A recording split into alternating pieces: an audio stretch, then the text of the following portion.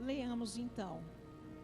E havia 4 homens leprosos à entrada da porta, os quais disseram um ao outro: para que nós estaremos aqui até que morramos? Se tratarmos de entrar na cidade pela fome que há na cidade, morreremos nela, e se ficarmos aqui, também morreremos. Vamos, pois, agora, e passemos ao exército do Sírio, e se eles nos deixarem com vida, viveremos. Se nos matarem, morreremos. E levantaram-se, pois, no princípio da noite, para irem ao acampamento do Sírio. E chegando à extremidade do acampamento do Sírio, não havia ali homem algum.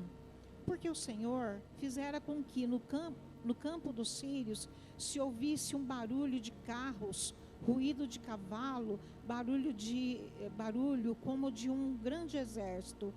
E por isso diziam uns aos outros: eis que o rei de Israel pagou contra os reis dos heteus e os reis dos egípcios para virem contra nós.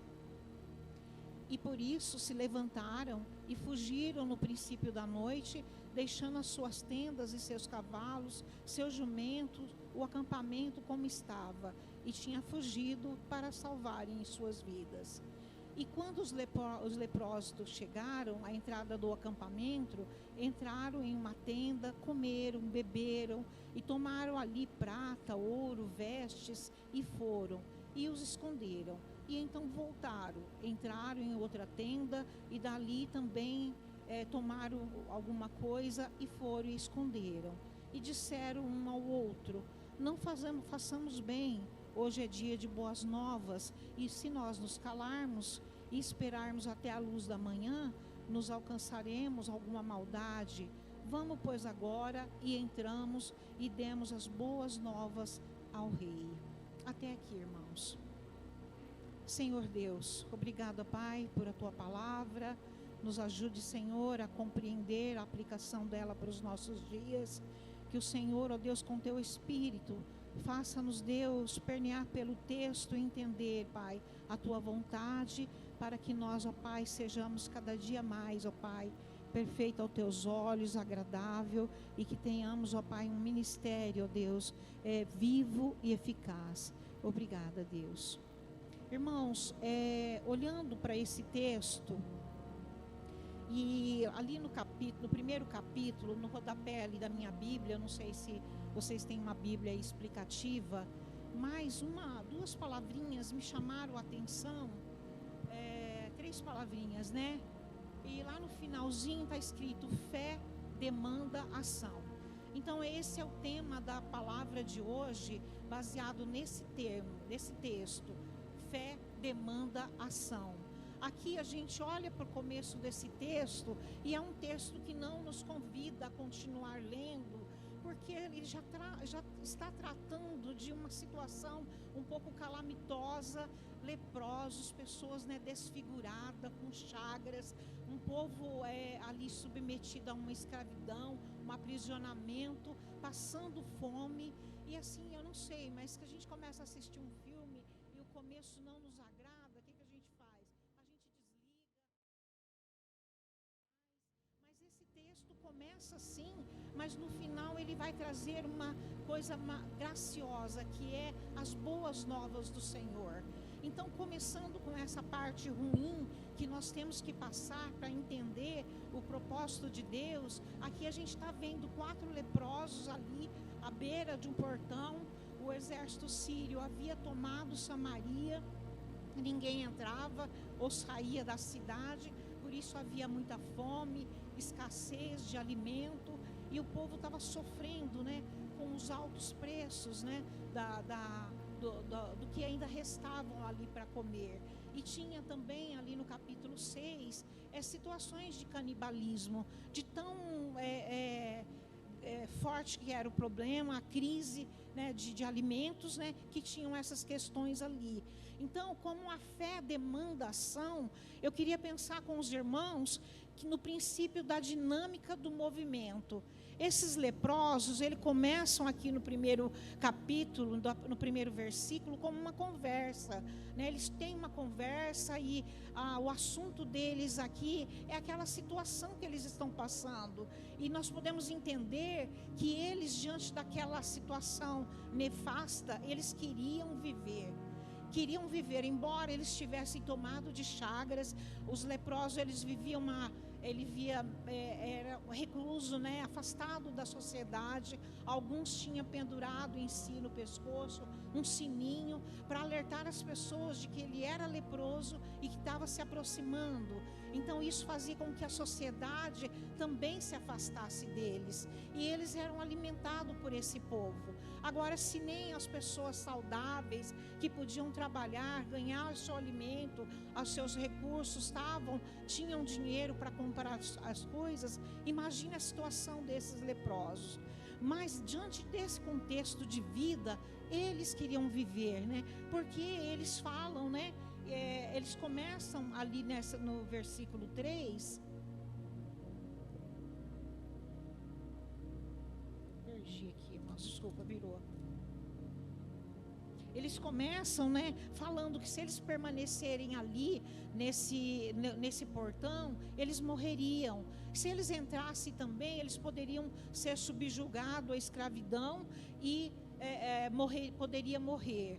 Mas Deus faz com que eles tenham forças para lutar contra aquela situação, e eles decidem sair.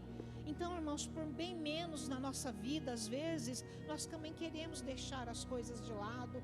Como diz uma expressão do dia a dia, nós queremos jogar a toalha. E esses leprosos não, diante dessa situação, eles queriam viver, eles queriam estar ali, buscando um recurso para tentar ganhar a vida. E eles decidem ali nessa conversa sair. Nós podemos pensar nessa dinâmica. Se fé exige uma ação de nós, crentes, então nós precisamos pensar num princípio de movimento da nossa vida cristã. Nós precisamos buscar alguma coisa, como o irmão falou, buscar alguma mudança de vida. Nós precisamos mudar tanto profissionalmente como socialmente e também espiritualmente, no contexto aqui da palavra. Buscar algo que nos fortaleça a lutar contra as dificuldades da vida. Então nós podemos ter esse movimento dinâmico da nossa fé através de viver essa fé com dinamismo, quer dizer, buscando conhecer mais a palavra do Senhor, estando presente nos trabalhos da igreja, buscando, né, esse aconchego da igreja em si, conhecer mais de Deus, da doutrina de Deus, e viver essa fé com dinamismo. Nós não podemos ficar, né, parados, estagnados na nossa vida espiritual, né? Quer vivamos, quer morramos, né? Nós temos que lutar pela nossa vida, e a vida hoje nos impõe isso. A igreja também, o ministério da palavra de Deus, né? De evangelismo, requer de nós esse comportamento, essa fé dinâmica, que vai resultar num avivamento da igreja, que vai resultar num partilhar da palavra de Deus. Nós não devemos, né? Nós não devemos ficar parado, né? Não vale a pena a gente ficar parado, e como aqui no caso, né? Eles estavam parados esperando a morte chegar, mas eles resolveram mudar. E na nossa vida espiritual nós precisamos nos cuidar para que nós não caiamos, né, numa descrença, porque a partir do momento que você começa a negligenciar a tua vida espiritual, a gente vai cada dia desacelerando. Eu falto 1, 2, 3, 4 cultos e eu já perco um pouco aquele ritmo, né? Eu não sei, mas psicologicamente a nossa tendência é arrumar sempre um pretexto para não vir, e aí nós vamos caindo sim na nossa inércia espiritual, e Jesus não quer isso de nós, né? Ele quer que nós sejamos crentes dinâmicos, que nós busquemos o conhecimento da palavra, né, desse Deus vivo que nós professamos como nosso Senhor, conhecendo a doutrina, e tudo isso é estando na igreja, né, vivenciando os trabalhos, e também em casa, conhecendo, orando, buscando a orientação de Deus. Princípio da fé exige dinâmica de nós cristãos, porque se nós ficarmos parados, os leprosos diziam, se ficarmos parados, né, nós vamos morrer, e se entrarmos, nós podemos também morrer, né? Mas havia uma esperança ali neles, né? Então, esse avanço contínuo da nossa vida cristã exige de nós esse movimento, né, diário, em busca de um conhecimento, de um aperfeiçoamento da palavra. E lá nós estudamos aqui na escola dominical a parábola dos talentos, né? Que aquele servo que Jesus deu um talento, ele com medo de perder, por insegurança, ou por preguiça mesmo, porque Jesus fala isso para ele, servo mau e preguiçoso. Ele enterrou o seu talento e ele não multiplicou. Em compensação, os outros assim fizeram, né? E foi abençoado por Deus. Esse aqui, ele foi... Jesus criticou. E muitas vezes nós enterramos, né, os nossos talentos por medo, mas Deus nos convida para ter essa dinâmica. Ele nos capacita a fazer as coisas, porque isso faz parte do ser humano mesmo, achar que não é capaz. Olha, eu nunca fiz, eu vou tentar fazer alguma coisa que eu não consigo, e aí, né, Jesus vai nos capacitando.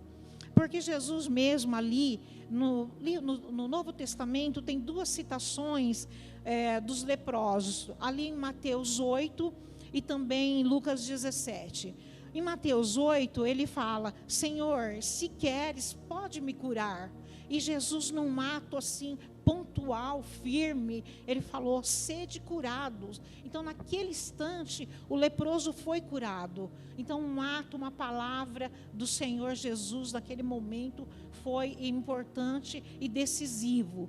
Enquanto lá em Lucas 17, quando os irmãos se lembram dessa passagem, que os 10 leprosos, eles saem, né? Jesus, tende misericórdia de mim.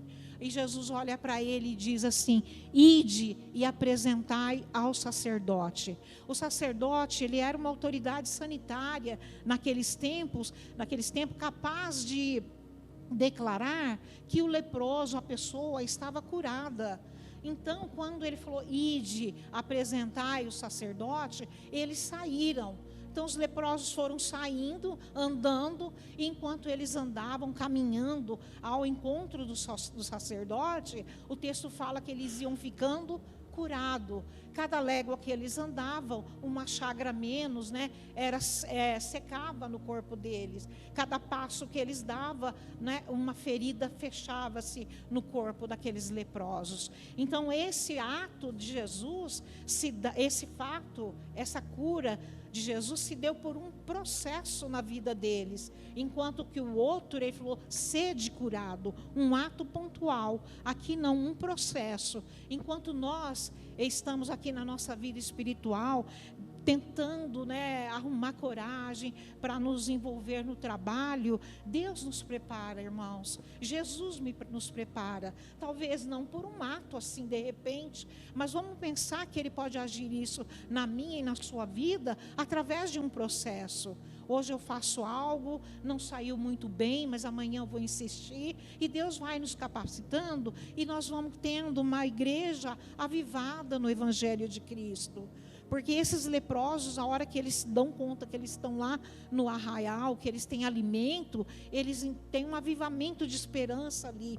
E a igreja de Cristo, ela precisa a cada dia buscar esse avivamento, essa coragem de trabalhar, de lutar. Porque o texto, se ele começou triste, ele vai nos dar lá no final uma alegria das boas novas. As boas novas do Senhor Jesus, que eu e você fomos encontrados, e muitas pessoas aí fora também precisam ouvi-las, e isso depende de quem?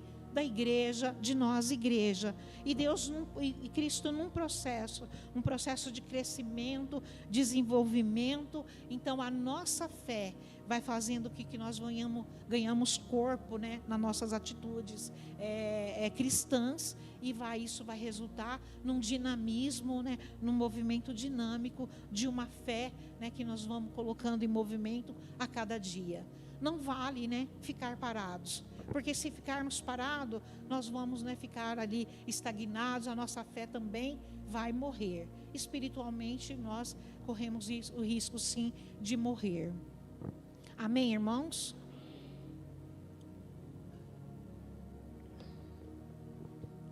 E continuando, né, nessa dinâmica, nesse processo, a gente precisa também, para fazer esse caminhar, nutrir da palavra do Senhor, estar pronto para receber todo dia a palavra do Senhor, isso na igreja, buscando em casa, né? E a gente vai nos alimentando. Jesus fez vários milagres. Ali no livro de João, a gente pode ver que ele fez inúmeros, e lá no último capítulo 21, versículo 25, ele fala que foram tantos milagres que o mundo não caberia tanto relato dos milagres. E a gente pode citar, sim, a ação de Jesus, porque Jesus fez um milagre, ele era soberano, os milagres dele eram inquestionáveis, era coisa que ele teria que fazer mesmo. Por exemplo, lá em João capítulo 2, ele transforma a água em vinho. Lá em João também capítulo 4, ele cura o filho do leproso, o filho do oficial. Em João capítulo 5, ele cura também o paralítico de Betesda. Em João capítulo 6, ele multiplica os pães e peixes, e além de tudo ele anda sobre as águas. Lá em João capítulo 9, ele também nos dá um relato que ele curou o cego de nascença. E lá em João capítulo 11 também, numa sequência, ele ressuscitou Lázaro. Os milagres de Jesus, eles eram feitos, e ele fazia esses milagres para mostrar que ele era um enviado de Deus, o Filho de Deus. Mas ele fez um milagre e era ele que devia fazer. Mas nesses milagres também, ele contou com a ajuda dos seus servos. Quando ele transformou água em vinho, ele falou para os seus serviçais: busque a talha, né, o vaso, encheia de água. Também quando ele curou o filho do leproso, do oficial, ele falou: vai para casa, e o teu filho está curado. Se o menino estava curado, o pai tinha agora a responsabilidade de cuidar, né, de trazer alimento para a casa dele. Então agora chegou a hora, o papel dele fazer. Né? Lá também no paralítico de Betesda, é quando ele fala que o poço, que no mover das águas ele nunca consegue chegar, Jesus faz um milagre, ele fala: levante-se, pegue a sua maca e ande. Então Jesus faz um milagre, mas ele que tinha que tomar a ação de levantar, né, com coragem, tomar sua maca e sair. Quando ele também multiplica os pães, ele também não vai atrás do pão, dos peixinhos e dos pães. Ele pede que os discípulos fossem procurar o menininho que tinha lá no seu lanche, os pães, e assim ele trouxe e Jesus multiplicou. O cego também, o cego de nascença também. Jesus fala para ele: agora vai, lava teu olho no rio, no tanque de Siloé. E quando ele ressuscita Lázaro, ele vai fazer o milagre, mas ele precisou que alguém tivesse ali para tirar a pedra, remover a pedra e também depois tirar as tuas faixas. O milagre era de Jesus, mas a ação, a providência, o homem teria que fazer. E é assim que ele quer fazer hoje nas nossas vidas, na igreja dele. Então nós precisamos fazer a nossa parte, e a parte mais difícil, Jesus fará por nós. Aquilo que nós não conseguirmos, ele vai dar capacitação, ele vai fazer esse milagre. Se não num ato, num processo. Se não num ato assim, rápido, espontâneo, pontual, ele vai fazendo isso num processo e vai nos capacitando.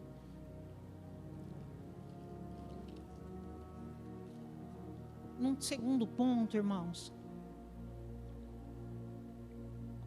o segundo ponto, ainda no texto, né, ele vai nessa fé que demanda ação. Eu achei que é conveniente tratar também o princípio, dentro dessa demanda de ação, o princípio da confiança que nós temos que ter quando nós, né, nos colocamos a serviço do Senhor. Esses leprosos, eles decidiram entrar ali no arraial porque eles queriam estar vivos, né? Mas aconteceu uma coisa extraordinária ali.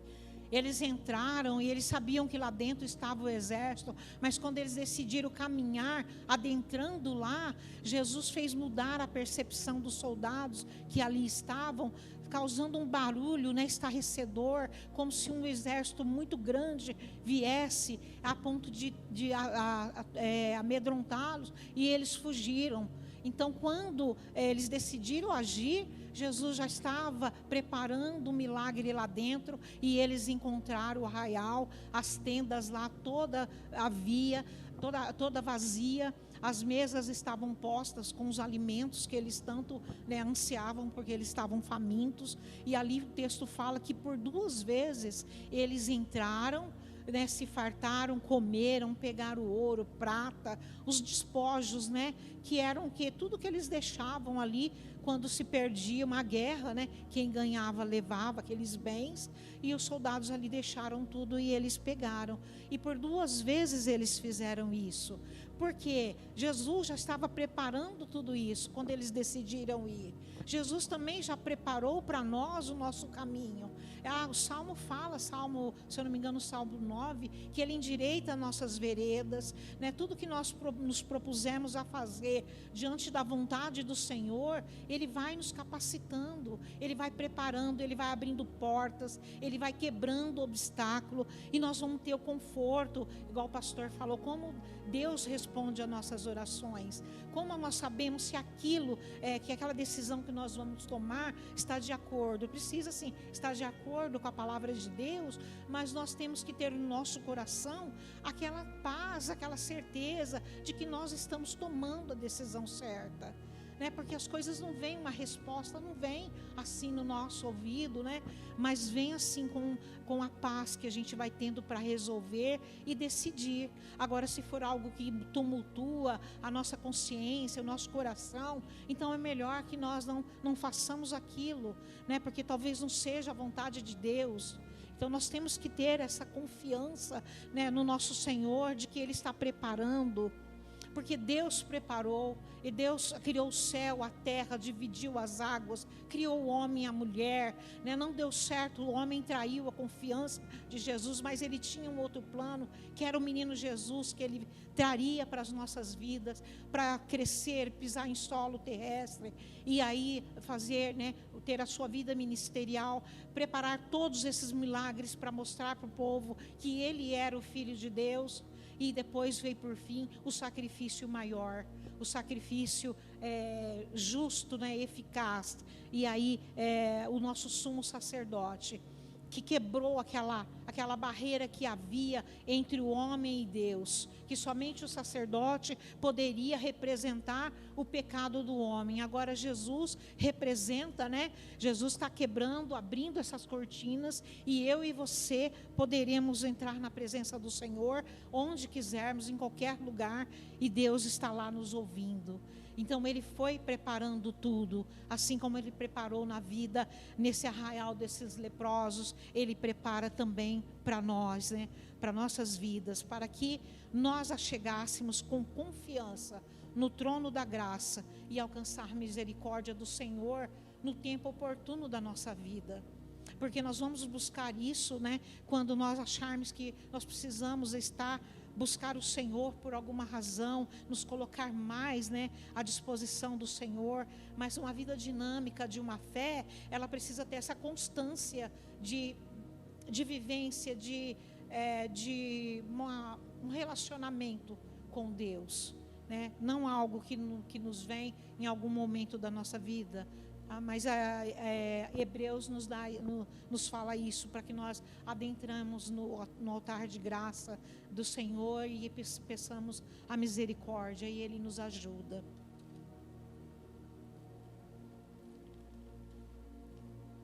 Porque tudo Ele preparou, né, para a nossa vida, para o nosso conhecimento, para que a gente vá buscando, né, sabedores da palavra do Senhor, Porque no momento em que nós, né, nos colocamos à disposição, o Espírito Santo, ele tem essa função de nos fazer entender, nos capacitar, nos fazer lembrar também das coisas que nós lemos, né? E a palavra do Senhor, como diz lá em 1 Timóteo 1,15, é uma palavra eficaz, ela é digna de aceitação, né? Que veio e que Cristo veio no mundo para salvar os pecadores. E Timóteo fala ali que de todos ele é o principal. Né? Assim como eu e você, quando nos colocamos na presença do Senhor, nós temos que nos colocar como o principal pecador, né? E buscar a graça de Deus na nossa vida. Convicções que vai nos dando, né, através do que? Da nossa do nosso conhecimento, né? Cada vez que nós vamos conhecendo mais a Deus através da palavra, nós vamos tendo mais convicções de quem foi o Senhor, de quem foi Deus, né? O que Ele pode fazer na minha vida, na sua, o que Ele fez, né? Que é o mais importante, o que Ele fez, né? Convicções que nós vamos tendo de todo o plano que Deus traçou para as nossas vidas. E por fim, irmãos, pensemos também que quando esse texto nos fala aí da partilha, das boas novas, aí no versículo 9,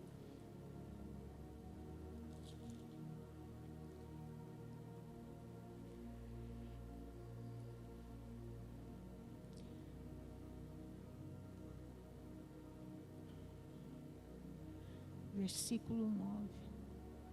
E disseram então um ao outro: não fazemos bem, hoje é dia de boas novas, e se nós nos calarmos e esperarmos até a luz do dia, talvez nos alcance alguma maldade. Vamos, pois, agora. Então aqui ele vê que ele precisa passar, ele precisa também contar que aquele arraial estava ali, que havia aquela mesa preparada para aquele povo faminto que ficara lá atrás, naquela cidade.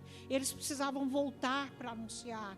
Assim como eu e você também precisamos sair e dizer para o povo que nós servimos um Deus, que nós temos um Deus que prepara uma mesa farta, uma mesa que nós vamos viver, um memorial, mas que lá no céu Ele terá, né, ruas de ouro, como diz ali em Apocalipse 21, ruas de ouro, né, para nós estarmos ali e aí preparados já com uma ceia, né, com Cristo Jesus. Eles resolveram voltar. Então eles falaram: não, se ficarmos aqui pode ser que nos aconteça alguma coisa, então vamos voltar. Eles não se acharam, né, legal ficar e ter só tudo aquilo para eles. Precisava partilhar. E Deus tem essa mesa, né? Ele preparou essa mesa para nós, e nós temos também que partilhar e compartilhar dessa graça, dessa boa nova. Nós estamos chegando em dezembro, né? Aí nós temos a figura do menino Jesus nascendo, né, como um salvador, um libertador, e as pessoas precisam olhar não só um menino, um boneco numa manjedoura, porque isso é simbólico, mas um Cristo que morreu, que nasceu e que morreu na cruz pelos nossos pecados. O Wesley era um pregador evangelista. Eu não peguei o século, né? Nem vou arriscar falar, mas ele dizia assim que o coração do crente deve arder o desejo de espalhar por toda parte o conhecimento glorioso do Evangelho de Deus e da graça de Deus. Então todo mundo que todo crente em Cristo deve ter esse desejo, igual o irmão cantou, né, num refrão, esse arder o desejo. Eu até me lembrei desse tópico aqui. E é isso mesmo, nós temos que ter esse desejo de anunciar as boas novas a quem não conhece. Ou se não conhece ainda, não foi tocado ainda pela palavra de Deus, pelo Evangelho, a ponto de mudar a sua vida, de querer, né, estar dando glórias e graças a esse Deus. E o texto também, ele traz aí uma palavrinha que nos remete a pensar. Ele diz assim, ó: vamos-nos, pois, agora, e entremos e demos a boas novas à casa do rei. Então isso nos leva a pensar na urgência que nós temos de que ter. Vamos, pois, agora.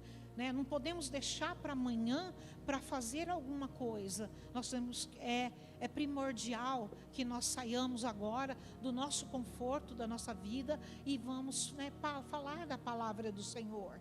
E nós vivemos tempos difíceis. Cada vez que a gente olha, liga a televisão ou YouTube, a gente vê quantas dificuldades, quantas catástrofes, né? E o tempo está se apertando. Então, esse convite que Deus faz para mim, para você nessa noite, para avivar o nosso coração e buscar, né, esse anúncio, falar desse anúncio da palavra de Deus, porque nós não podemos calar.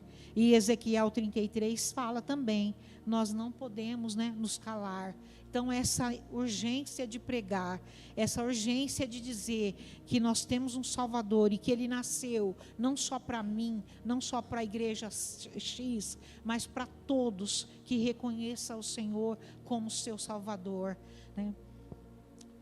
Que a graça de Deus, né, nos ajuda a compreender aquilo que ficou, né, ainda não foi bem claro, irmãos, e que a gente possa, né, viver novos tempos na nossa fé, cada um de nós buscando algo, conhecer melhor o Senhor, e Deus vai nos dando essa capacitação, porque Ele preparou já, né, essa mesa, e Ele nos aguarda também, né, como Tiago fala, né, Ele nos aguarda, né, com a sua coroa de ouro e as ruas de ouro também. E a gente precisa arder no nosso coração esse desejo, porque também às vezes, se nós não falamos que cremos, que temos as nossas convicções em Cristo Jesus, talvez as pessoas elas nem saibam.